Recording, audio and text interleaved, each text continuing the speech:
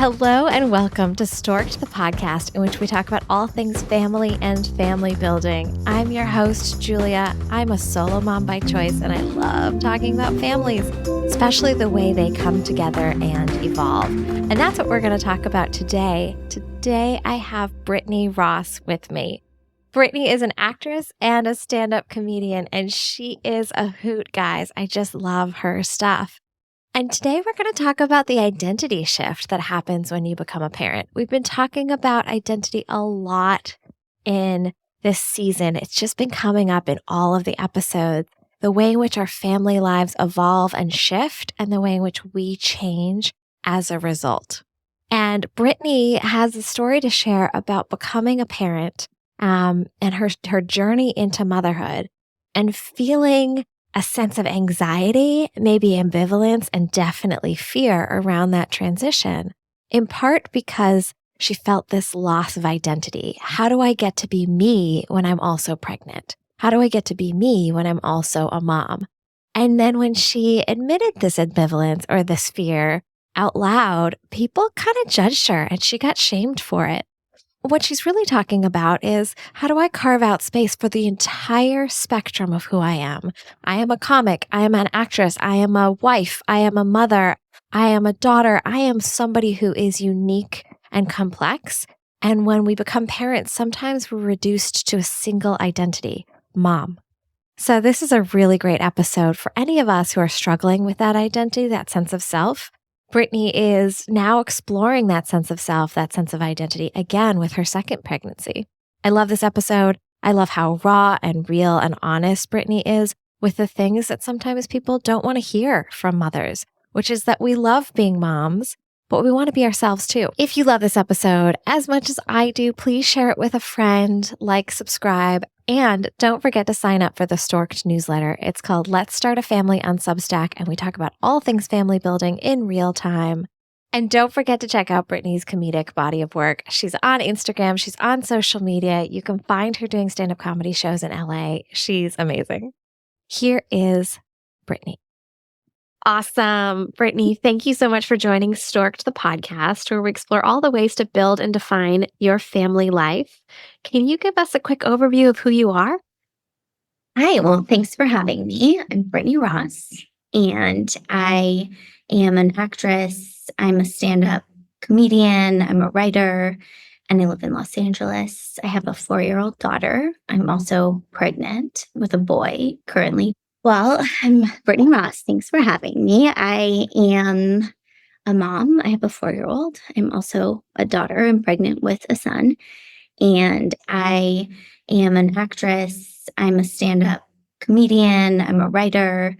And I live in Los Angeles. Yeah, I just was connected to you through a friend of mine who is amazing, Greg Wallach. And I felt like, talking about being a parent is something I talk a lot about on stage and in stand-up. And I felt that sometimes I feel like I have a different take on it, but then I also feel like everybody has that take on it. We're just not talking about it. Yeah. First of all, I love your stand-up, and I really appreciate how you bring all of your life, but including and especially your family life, into the stand-up world to inform your comedy. And I'm very curious, can you tell us a little bit more about how you generate your material, how that comes from your family world into the stage and into the way in which you present comedic and interesting, humorous things for the rest of us to enjoy? I worked on a show last week, and I was like, I'm not going to hide that I'm pregnant this time. I feel like last time I was like, I have to hide it from everybody because I'm never going to work and blah, blah. And they could care less. They're like, okay, we'll hide it. We're going to tie this bow around you, blah, blah, blah. Nobody cares. Nobody cares. Yeah. Nobody cares. Yeah, that was nice about the pandemic. I was pregnant in the pandemic, so I forgot to tell people. And then it'd be in a Zoom call, and I'd stand up, and they were like, "What?" That's so funny. Yeah, because you're not running into people in the same way. You don't have to think about sharing it. Yeah, it's true. I know.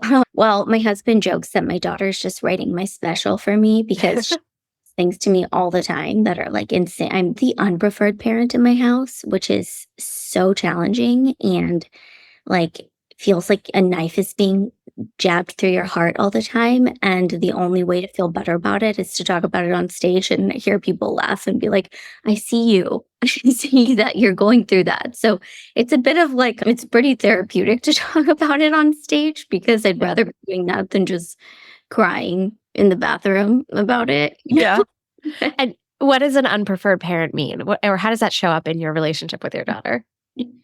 Well, if you look it up, it's supposed to be a phase that your kid goes through. But my daughter's been doing it since she turned 1.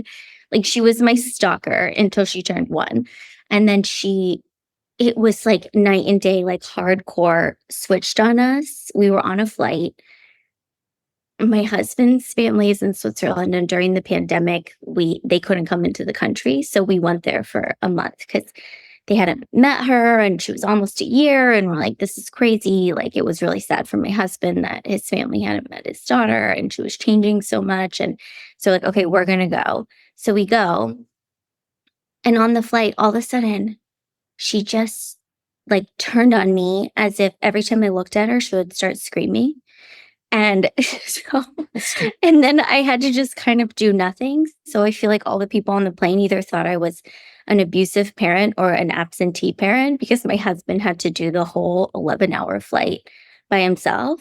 Oh my gosh. And I bet he got congratulated for that too, in a way that moms don't. Yeah. Husbands pick up their kid and everybody's like, oh my God, you're so wonderful just for holding your child. But yeah, then it's like this thing that she does on and off. She'll go through phases and she's like, I just want my dad. I want my dad. She'd be like, go away. And my husband, I think she knows she's pushing both of our buttons because my husband's the kind of guy who never spoke back to his parents. He was like the perfect child. And so it really bothers him when she talks to me like that. So I think she knows she's bothering him. And it like really bothers me that she doesn't want anything to do with me. So she's somehow got all the power in the situation. But it was bothering him so much. She was probably like, she wasn't even 2. And he's like, you need to say sorry to your mom and apologize to her and give her a hug. And she came and gave me a hug. And she was like in my arms. And then my husband turned to like lower the shades of her room. And she leaned into me when he turned around and was like, go away. Before we started recording, you were saying that you think that boys destroy houses and that girls destroy like your mental sanity because they're so intuitive and they're so in tune with our emotions. And it's things like this that they just know how to press the buttons. They do. They really do. Yeah. I can like fake neutral as much as I like possibly can, but she knows it's fake, It's like, it's intense, like even my husband's out of town this weekend and she woke up at like 2 a.m, which she rarely does, but she was like, I want my dad. I just want to give my dad a hug. And I'm like, well, I'm here. She's like, no, I want my dad. And it's like 2 a.m. and I'm like, I feel like I want my dad too. Just like, I want anybody right now to save me from. Yes. Oh, it's such a thankless job, right? Like motherhood and parenthood and just caring for children in general. It's like you pour all of your financial resources, all of your heart, all of your energy into somebody, and they can literally or metaphorically slap you across the face, I know. It's so true. I remember I had like, after that trip to Switzerland where it was kind of like that on and off throughout the whole time. And I'm like, you're making me look so bad in front of my in-laws. Yeah. You're making me like I don't do anything to help. And I'm like, I do everything. And we were at the airport flying home and something happened with our flight. And I just like couldn't handle it anymore. And I just sat on the floor in the airport in Geneva and cried. And I was like, girls hate their moms. They always hate their moms. Like, this is going to be the rest of my life. So, but it's fine. I'm okay now. She doesn't hate me. She definitely turns, like a psychopath. And I'm like, I love you so much. And I'm like, yeah. Oof. Yeah. Well, you were talking about how your comedic relationship with the audience is to sort of get the camaraderie from the audience. And I feel so like seen in that moment of sitting on the airport floor sobbing. I mean, how many airports have I been on, whether it was related to just travel stress in general or like life stress? There's something about an airport, like the physical environment just brings all the tears to the surface. It's, Yeah, I know. Also, I oh, was in Switzerland, and one, nobody sits on the floor in Switzerland. Also, nobody cries in public in Switzerland. I was like, this is like so bad for me on so many levels. yeah, I appreciate that. Well, I want to talk a little bit about the identity of motherhood because you and I have chatted before about it, and you have such a relatable and slightly different approach to thinking about what the meaning of being a mom is. And I think it's relevant. You're currently pregnant, but it sounds to me like when you're pregnant with your first, that's when the feelings of what does it mean to be a parent? What does it mean to be a mom first came up. Can you let's rewind 5 years to that moment when you were embarking on this path to become a mom, or you knew that being a mom was just imminent, and Mm. how that felt from an identity standpoint. Well, I feel like I didn't handle it that well at the beginning. I always knew I wanted to have kids, I was never somebody who was like unsure. But I was also not somebody who was like, "I can't wait to have a baby and smell a baby's head," and, like, all that stuff, I was not like that at all. I just knew, like, I'm gonna do it one day, and so then when I did get pregnant, I was kinda, like, freaked out about it. Even though I was, like, trying to get pregnant, it shocked me in a way where I, like, took one of these tests that tells you early, and the line was so light, and I was like, "This can't be true." You spend your, like, whole life trying not to get pregnant, so it's, like, so unbelievable when it happens the first time. Yes. I made my husband I think I, like, lost my mind when I first got pregnant. I made my husband pee on a pregnancy test so I could compare the 2 and make sure that it wasn't just because the test was wet or, like I was like, "Maybe this just happens if they get wet, you see a slight line or Yeah. something." So, and then I was And like, was it an obvious difference where you're like, obviously there's a difference between my pregnant hormones on this pee stick and your I was like, definitely not pregnant "He hormones? Yeah. he's not pregnant. He's definitely not pregnant," and mine has, like, a slight line. And then a few days later when the line was, like, really dark, I came in and I was like, "Okay, it's real." And I saw my husband start to tear up, and it just, like, bugged me so much for some Mm. reason, and I was like, "It's fine, you can have your emotions." And he's like, "Can I give you a hug?" And I was like, "Okay." And I left my arms down by my side when he hugged me, and then I just, like, patted it, and I was like, "I'm going on a run. Don't talk to me about this today." And so I think it's just, like, I felt like when you are pregnant, everybody starts treating you like you're pregnant, Mm. that's what happens. You're the pregnant person in the room, that your life revolves around being pregnant. Everybody's like, "Oh my god, that's amazing." And I just, like I already look like a person who would react like that, and I don't want to react. I just had a hard time with all the, like, over the top enthusiasm because I just couldn't match it. And so I told a lot of people, like, "Hey, I'm pregnant." I was like, "I'm gonna tell you something. It's not that big of a deal. You don't have to overreact, but I'm pregnant." And they had no idea how to respond to me. They were like, "Oh, okay." What Uh, what would you want from somebody to react? I mean, some people want that big, "Oh my god," they want that mhm. joyful external exuberance. And it sounds to me like you wanted somebody to match your measured feelings of like, "I'm excited about this, but I wanna be tempered in my enthusiasm." If you had told me back then as a friend that you're pregnant, how would you want me to react?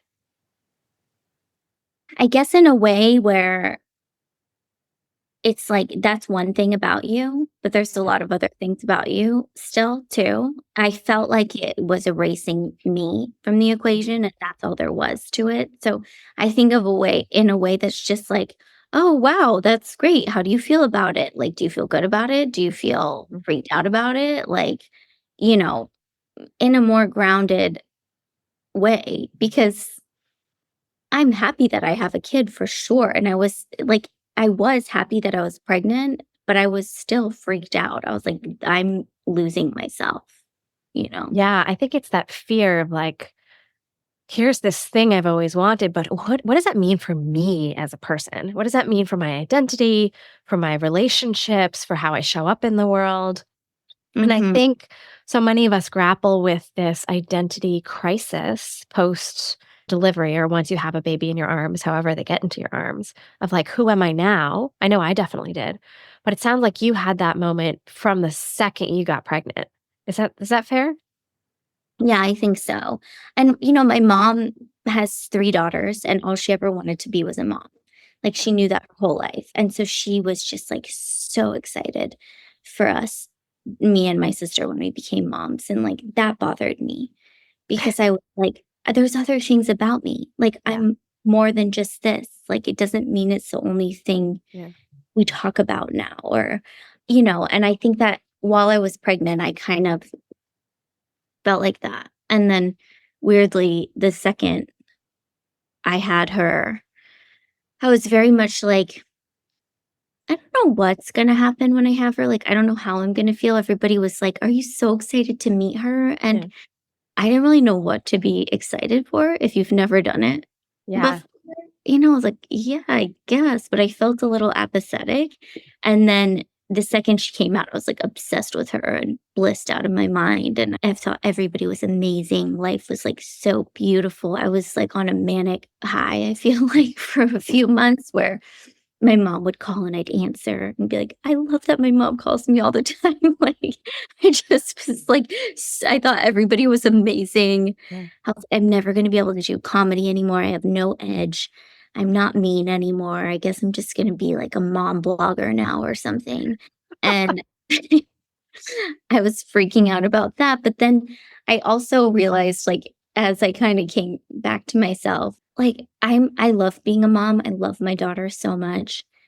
I'm not the kind of person that, like, wants to wear her name on a necklace because I still wanna have my own name, and I don't have any judgment on anybody who wants to wear their kid's name on a necklace, but for me, it feels like I'm erased or something. I have a, like, feeling of, like, I still wanna be seen as a person, too, not just as a mom. Yeah. And, a couple years ago, before the political landscape took the shape it now has, I might not have understood that. But right now, politically, so many people are treating women as just birthing vessels. Like you Mhm. have no identity other than to create life. Um, and I'm curious, do you feel like if we lived in a different culture, one that allowed you to have your own identity and be a pregnant person, or have your own identity and be a mom, do you think that same fear would have come up so early? I don't think so. I think that, like, I do think that there is part of our culture that allows you to have that. It just depends on, like, what circle you're in and stuff. Mhm. I think I had a friend be like, just look at women who have both. Look at women who do have like a badass career and have a child and are like badass moms. Like, there's so many of them. And so I started to be like, okay, there's like a whole other group of people that like I'm not looking at. And I'm just thinking of like, oh, I'm a mom now. So I'm just a mom now. I Yeah. feel like it was a lot of my own stuff and Yeah. like societal stuff, like how people react so excited to you because like what we're trained to do. And so I think this time it's been easier for me to also be pregnant and be like, "Oh, yeah, this is happening," and, like, it doesn't mean my career is over. It doesn't mean that, like, I'm only this now. Yeah, that makes so much sense. So your friend gave you advice on like, as you're navigating this fear of losing your identity, one option is to look for examples of people who did not lose their identity. What are some of the other steps you took to make sure you retained who you are, your sense of self, while also being pregnant and then becoming a mom? I think both times I've been like, I'm somebody who gets really nauseous when I'm pregnant, and I'm not somebody who throws up a ton, but, like, I feel like I'm going to all day long, Mm. And but I'm still doing stand-up shows at night. I'm going to stand-up shows because if I don't, I think mentally I'm going to feel like it's over and I have no way of expressing my actual self, and I'm just, home sick, doing nothing. And I've been very much like, I think last time I didn't realize how important it was to me. And this time, even to my husband, I was like, I know I'm going to seem sick before I go. Don't tell me like you can cancel. Like if you feel bad, you can cancel. I'm like, I just need you to be like, why don't you lay down for 10 minutes and then go? You got this. You're going to be great. Like go. You should do it because for my mental health, it's better for me to continue to be myself and do things that I normally do, even if I feel a little sick on the way. Like it's hard, but it's so helpful for me to be like, I'm still living my life too. Mm-hmm.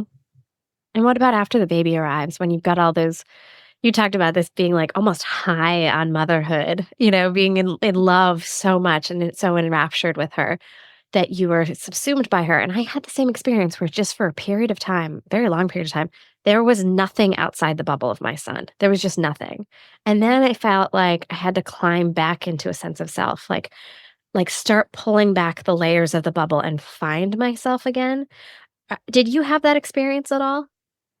Yeah, I think so. I had a weird experience because I had her 5 weeks before lockdown of the pandemic. Yeesh. And I had so much work stuff happening when I had her. And first time mom, I was so delusional. And I was like, I can do everything. I will still I'm not going to take a break from stand up. Mhm. I had sold a show that once she was 2 months old, we were supposed to leave and shoot like 10 episodes in the woods up north somewhere. And I was producing it and a writer on it and acting in it. And I was like, it's fine. Like, I'll be able to do it.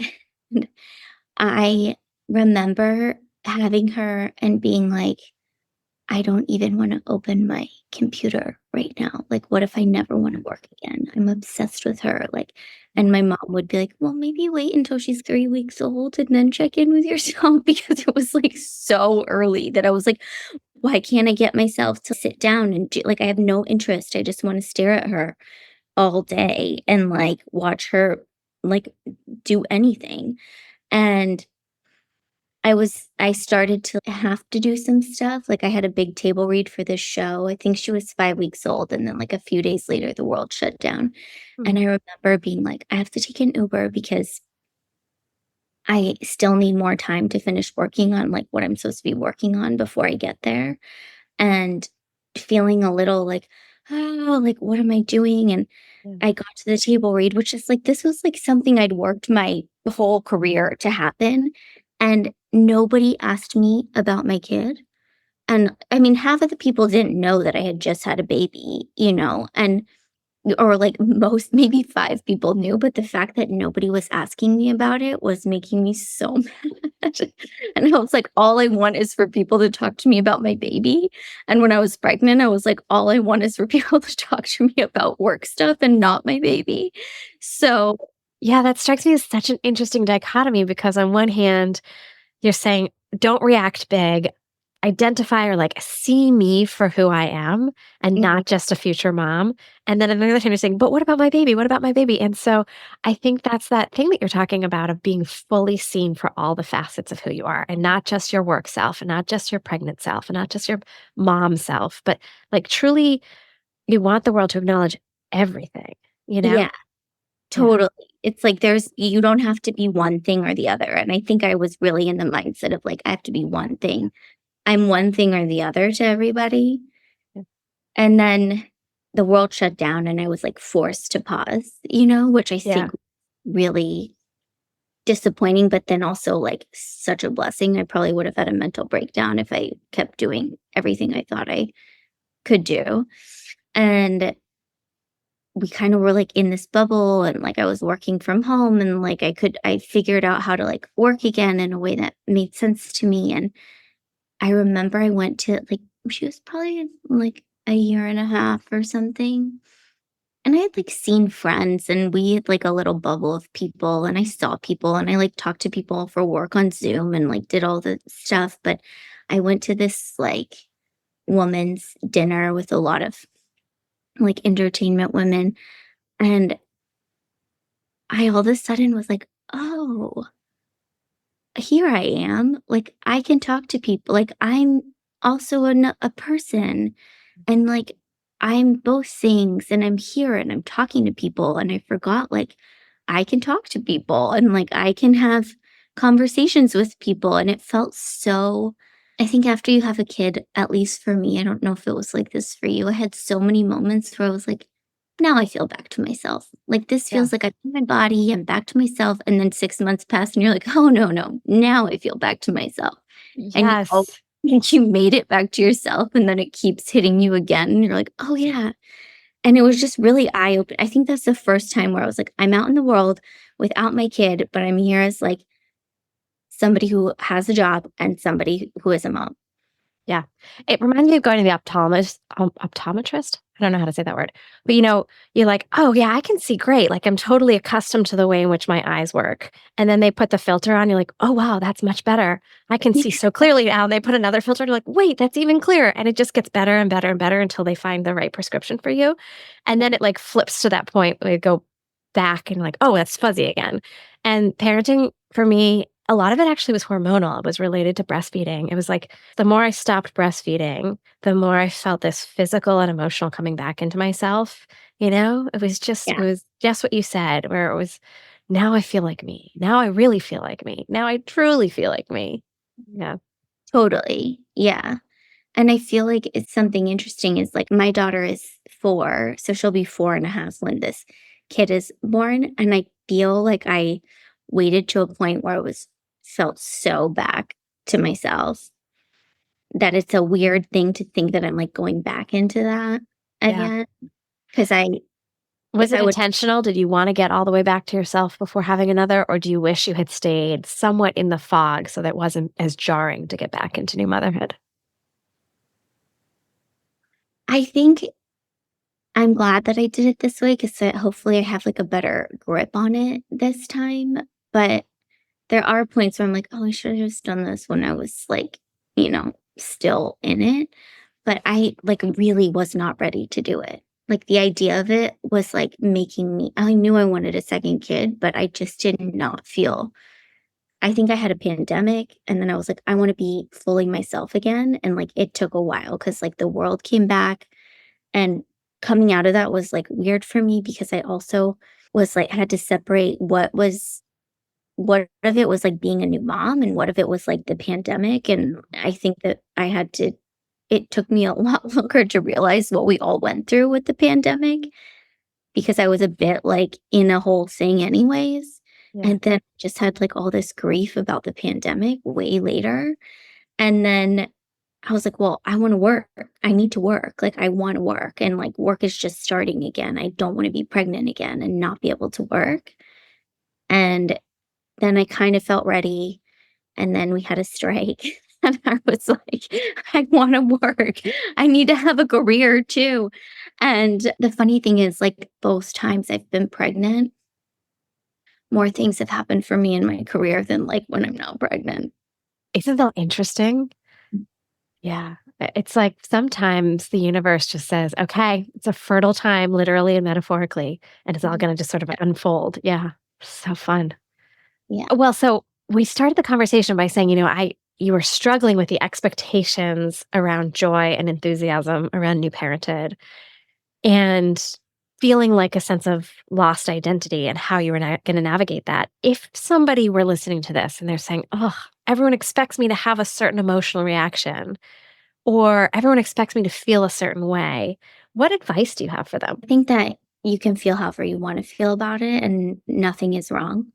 Everybody's different, and I had no idea how I was going to feel once she was born, but I also felt very comforted and like whatever it is, I'm going to be okay because I'll handle it either way, whether I'm like super depressed or super blissed out. Like I feel like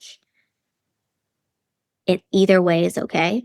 So I'll get through it somehow, and I think that there's not a it's kind of taboo, to be depressed about, and it's so common. And like it is a big life change for like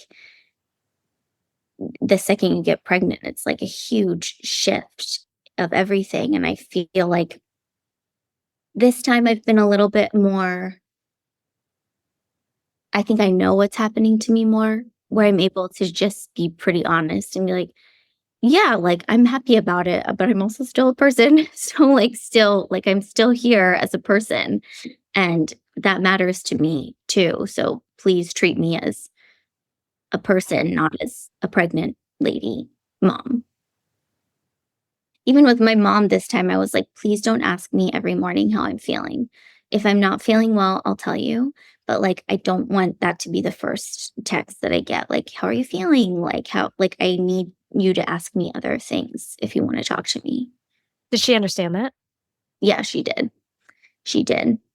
And like, I even had, I mean, right before this, I feel like this is a motherhood podcast. I had a miscarriage right before this, and I didn't want a certain kind of reaction to it.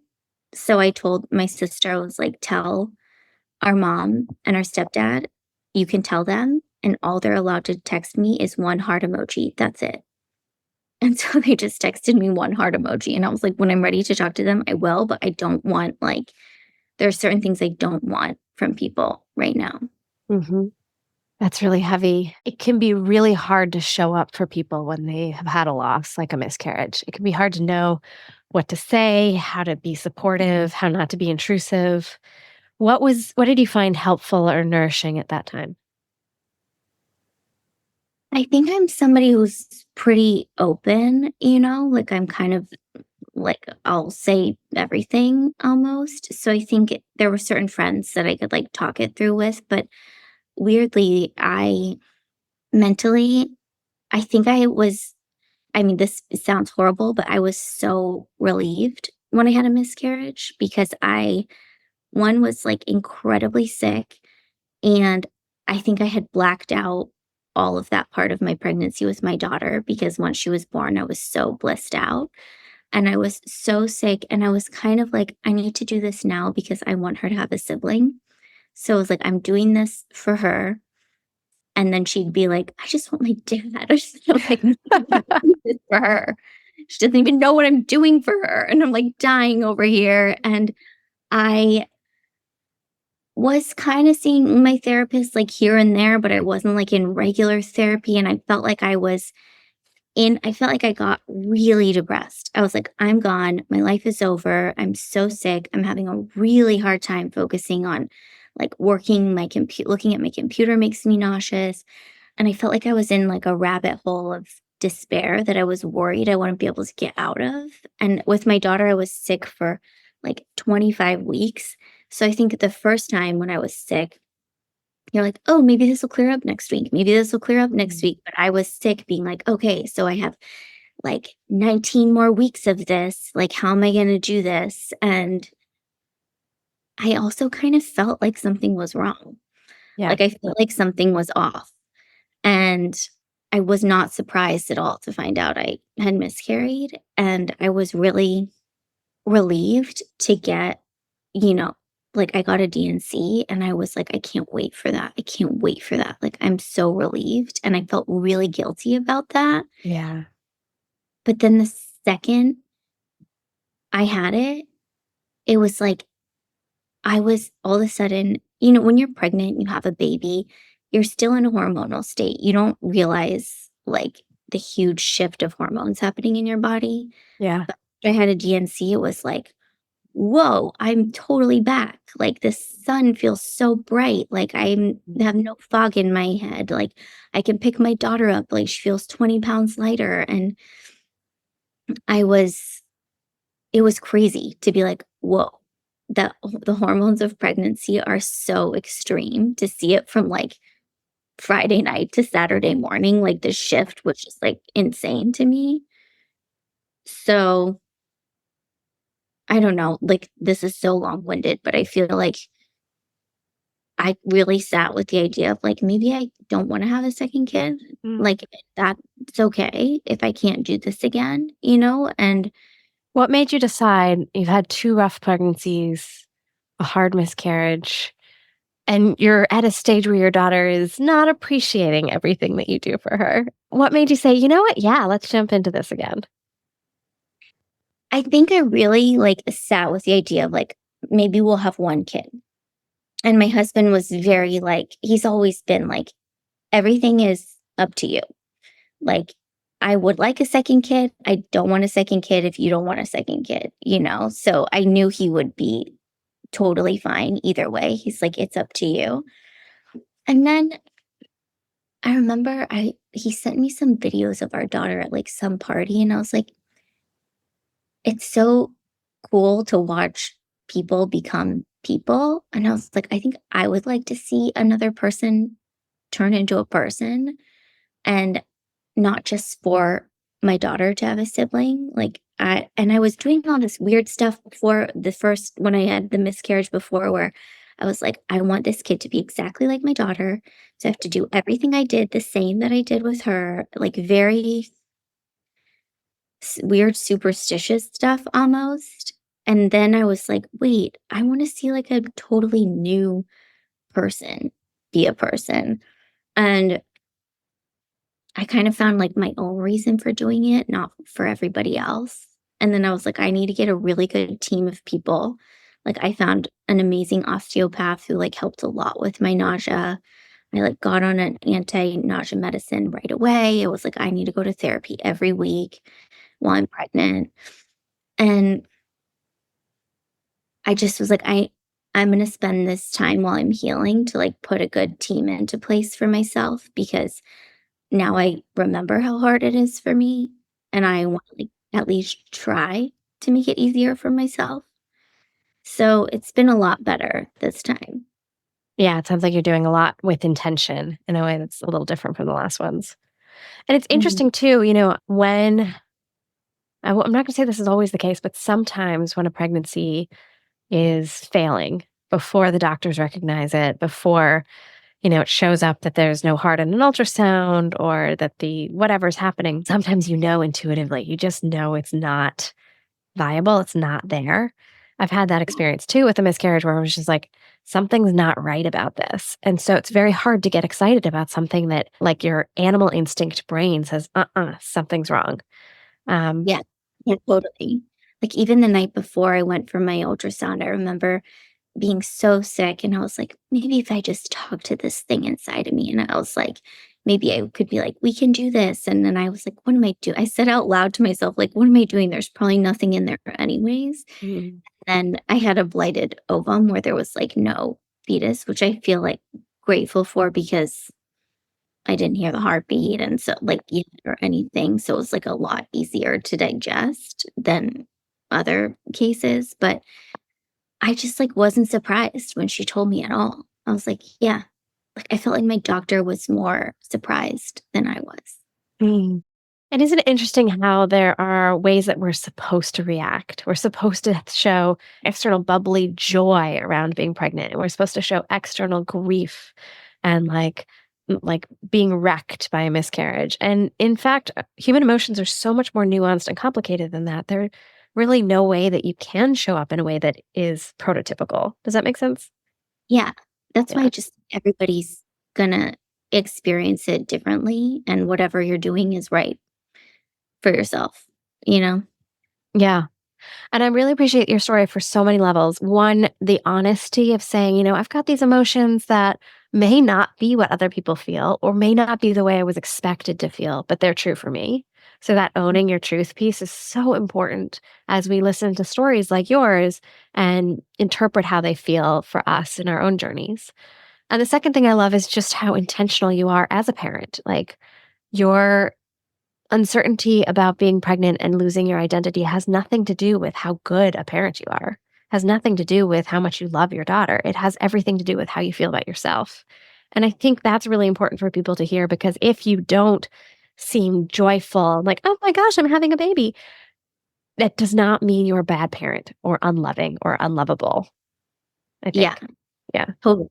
Yeah, for sure. Like, I love my kids so much, and it does I think when I started doing stand-up about it, I was like, everybody's gonna think that I, like, hate being a parent. But I'm like, also, there's parts of parenting that I really don't like, you know? Yeah. Yeah. It can be really hard. It can It's be hard. really hard. Yeah, and Yeah. it's okay for it to. I think I was such a person who was like, nothing is hard for me. I will never show anybody that anything is hard for me. Like, I can do everything. Yeah. I can handle everything. And then when I started to be like, it's okay to be like, yeah, this is really hard, you know, it has felt a lot better. Yeah. Parenting breaks you open. And I always understood that, but what it has meant for me is a different rawness, a different vulnerability, I think. Yeah. Mhm. Different expectations for myself of what I can and cannot do. Yeah, totally. You have to ask for help in a way that you didn't have to ask for help. Yes. Yes. Yeah. Is there anything we haven't covered that you feel like is really important for somebody listening to hear about your story or about the journey into motherhood? I don't know. I think one thing that maybe has been good for me to remember is that everybody has an idea for you, but like if you really listen to yourself, like you know what is actually right for yourself, right for your Mm. kid, right? Like you know? And so when all the like advice stuff starts coming in, or you should do this or you should do that, I just think everybody's so different and there's no one way to do it, Yeah. right? You know? Yeah.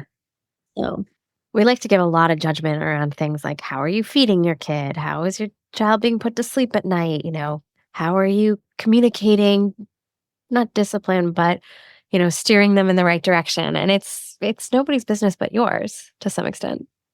yeah, those are the conversations I hate being a part of as a parent. Like I Yes. hate when dad comes up to me and it's like, so are you doing rye parenting? And I'm like, I'm leaving this conversation. Like, this is not what I want to be talking about at a dinner party. Like, I don't know. You're going to find the thing that's right for you to do. And if you have questions, you're going to ask somebody. You don't Right. need to tell you about it. Right. Like, are you doing this with your child is very different than, hey, I've been thinking about doing this with my child. Do you do it? And can you tell me some insights around it? Yeah. Good point. Having gone through this journey into motherhood in the way that you have you changed your opinion or has your thoughts around what a family looks like or what the word family means shifted in any way? Yeah, I think so. I mean, I come from like a lot of divorce in my family, and like I have a lot of have siblings and step parents. And I think very young, I became like every man for themselves. I'm an individual. I'm going to handle everything for myself. I don't need help from anybody. I got this. And being a part of a unit is like very challenging for me in a way where I'm like, no, like, why do we all have to do everything together all the time? And my husband's from the opposite kind of a vibe. So I do think like having a kid and being like, oh, we're a unit is like new for me and freaks me out at times. And I am lucky to have a partner who like knows me and it's like, oh, you're doing your thing where you're like freaking out and need to do everything by yourself on your own and get no help from anybody. But you can't really do it when you have a kid. I felt like it was a lot easier for me to kind of be in a unit, but still be myself when I was married without a kid. Yeah. Yeah, absolutely. They're just in it in a different way. Yeah. Although, what am I saying? I've never been married. I don't know what being in a marital unit looks like. So what am I saying? But it's But yeah, still, even if you're gotcha. not married, it's like you're still in a unit with your kid. You are. Like you guys are a thing now. It's not like you can be like, peace out. I'm gonna live my life. Good luck living your life, you know. No, not at all. Brittany, if we want to see your stand up or see some of the things that you've produced or acted in, where can we find all the things about you? You can find me on Instagram or TikTok. I'm on TikTok, which feels crazy. I feel way too old to be on TikTok, but I am. All of my things on social media are at I am Brittany Ross. Awesome. I highly recommend you check out her comedy. I was definitely like crying with laughter when I first got introduced to it. It's really special. Thank you. Thank you for listening to Stork'd with your host, Julia Carroll. This podcast is changing the conversation around the ways people define and create family. If you like what you hear, please support us by sharing with friends and following on Instagram at Stork'd_podcast. We also always appreciate it when you rate and review us wherever you listen to your favorite podcasts. For more information, visit storkedpodcast.com to sign up for our newsletter. That's STORKD podcast.com.